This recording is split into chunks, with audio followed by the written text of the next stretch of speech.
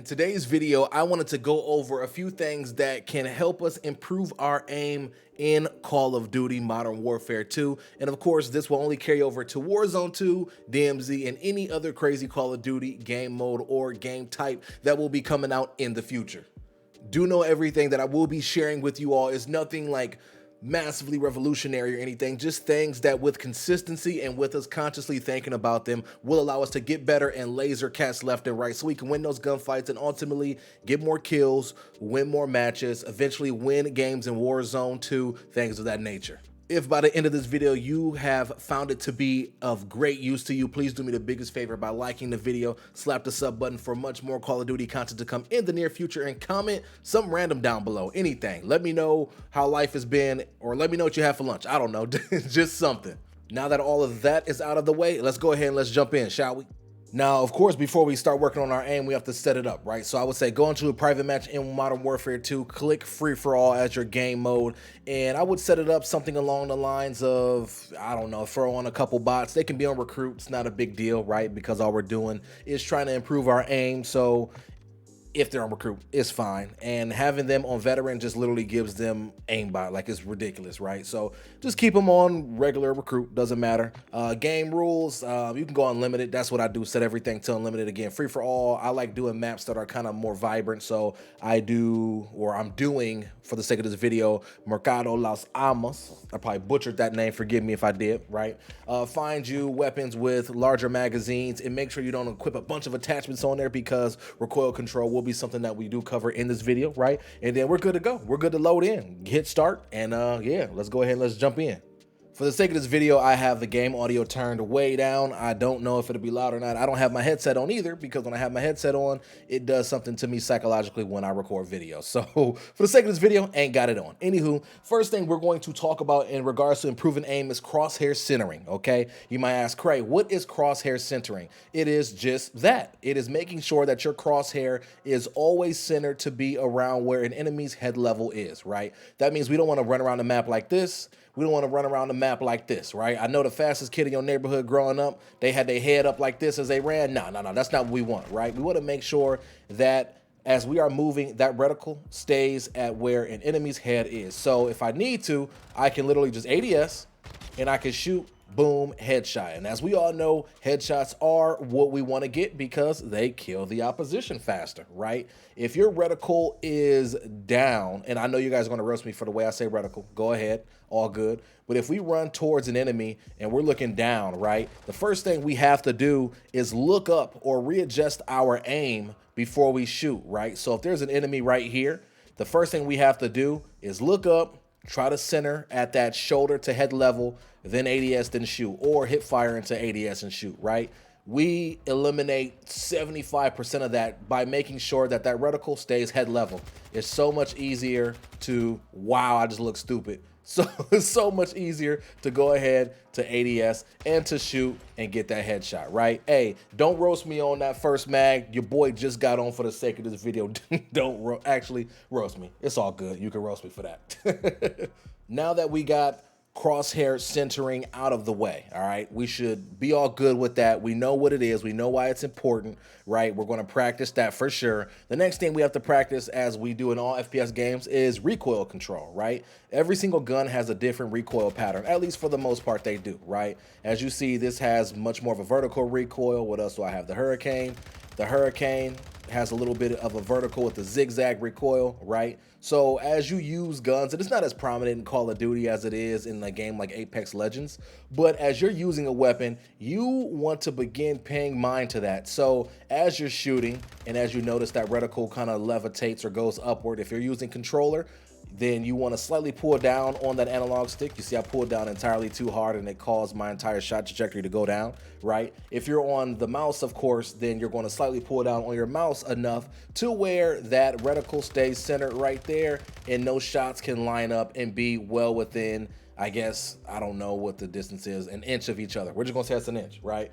We don't want this, we don't want this, we want this, right? And do know that weapons with higher rate of fires tend to have much more much more of a kick, right? So when you use a weapon like the Fennec's going to want to do that. That might be a little too dramatic, right? So you're going to have to really pull down on the Fennec to be able to counterbalance that, right? And weapons that tend to have a slower rate of fire, of course, they do have a little bit more of an unpredictable recoil, but they might be a little bit easier for you to control. Just depends on who you are. I see some people that are able to handle slower rate of fire weapons just fine versus the higher, and vice versa, right? But the what's the word I'm thinking of? The consensus, we're just going to use that word. I don't even know if it fits, but the consensus is use different weapons, understand what has a high or low rate of fire, and strive to counterbalance that by pulling your right stick down.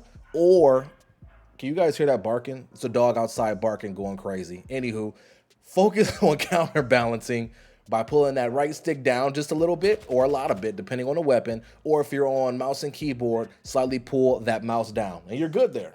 Something else that I failed to mention in regards to recoil control is it's not solely dependent upon your mouse aim or your right stick aim. You can bring in something called left stick aiming, or on mouse and keyboard using WASD to counterbalance that recoil, right? So if there's a weapon that has a little bit of horizontal sway and or recoil, then what you can do is add in a little strafe to counterbalance that, right? So I'm running from these guys right now. I just got clapped. I want to demonstrate what I mean here. I'll just use this. Okay, I use this guy right here. So if my recoil does this, let's pretend the recoil does that as well. Then what I'm going to want to do is throw in a little strafe there, right? I'm going to want to throw in a little strafe to be able to counterbalance that, right? And that's just using the left stick and going left and right a little bit, right? Or that's using A and D on the keyboard and strafing a little bit to help counteract that, right? And a positive trade-off is if you're using like an SMG, you may have a little bit more of a strafe, and it puts you in a position to maybe even evade a couple shots or make the opposition miss a bullet. And as we all know in Modern Warfare 2, if you miss a bullet, you are dead. All right, now that we have covered crosshair centering, right? Now that we have covered recoil control, we're going to talk about something that's a little bit more vanity, but something that still has a bit of use, right? We're going to talk about flicking, or if you're on controller, we are talking about dragging, because controller players do not have the ability to flick their mouse and, you know, make those super instantaneous 90-degree or 180-degree flicks, right? So we have to drag as we use on controller, okay? Now, its importance isn't as high as crosshair centering, and it isn't as high as recoil control, but there is importance there. And the reason why it is important is because, let's say I ran to these doors and there was an enemy right here, right? And the enemy started shooting at me. What I want to be able to do is I want to be able to hop and jump, or at least turn as quick as I possibly can, and line up my reticle to be right there on that enemy to fire back, right? And in doing this, I can, you know, shoot, I can strafe to counterbalance, I can drop shot, whatever the case may be, right? Or if there's an enemy directly behind me, then what I can do is a 180-degree turnaround, and I can line up my reticle right on that enemy's head. Like, I'm trying to get this dude to shoot at me. Okay, I didn't, right? So let's pretend this guy right here is shooting at me. Then what I can do is I can literally drag and aim right on that person. Gosh, these bots on recruit difficulty is kind of sad, but I can do that, right? Let's pretend I did that 3 times as fast. You know what I mean? That's important. Or if you're on mouse and keyboard, you can do a 90-degree flick, boom, be right on that opposition and be good, right? So if he was shooting me from behind like that, I can just turn around, look at them, bada bing, bada boom, right? Again, not as important as keeping those crosshairs center or controlling that recoil, but it does have its importance. And folks, when it comes to improving aim, the last thing you have to do is put it all together, all right? You have to add in the movement and put it all together, right? Now, we know Modern Warfare 2, we ain't slide canceling, B-hopping no more. We ain't breaking ankles and breaking cameras. We ain't doing that stuff no more, right? So the movement has been dumbed down a little bit, but still, you want to bring it into play, right? You want to keep on the forefront of your mind, keeping that reticle centered, right? So if there was an opposition to pop up right here, I'm already head level, ready to rock. You know what I'm saying? I want to be in a position where I can counterbalance that recoil, right? Or that recoil.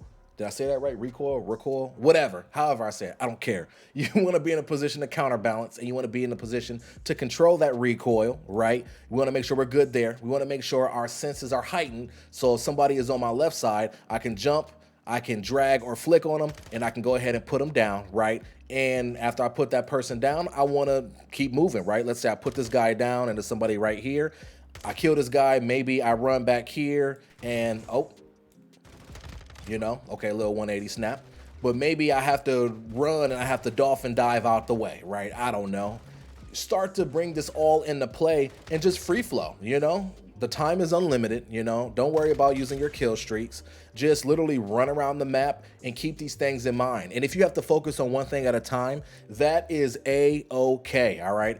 If during this session you feel like you need to focus on keeping that, not that recoil, but that reticle centered, look, do it. By all means, do it, and do it for as long as needed, right? I would say, so you don't burn yourself out, maybe spend, I don't know, 15 minutes on these things a day prior to a gaming session. And I can promise you, over time, over the course of a few weeks, a few months, whatever, you will naturally be able to keep it centered. You will naturally have better recoil control. You will naturally have better flicks or drags. You just will naturally improve over time.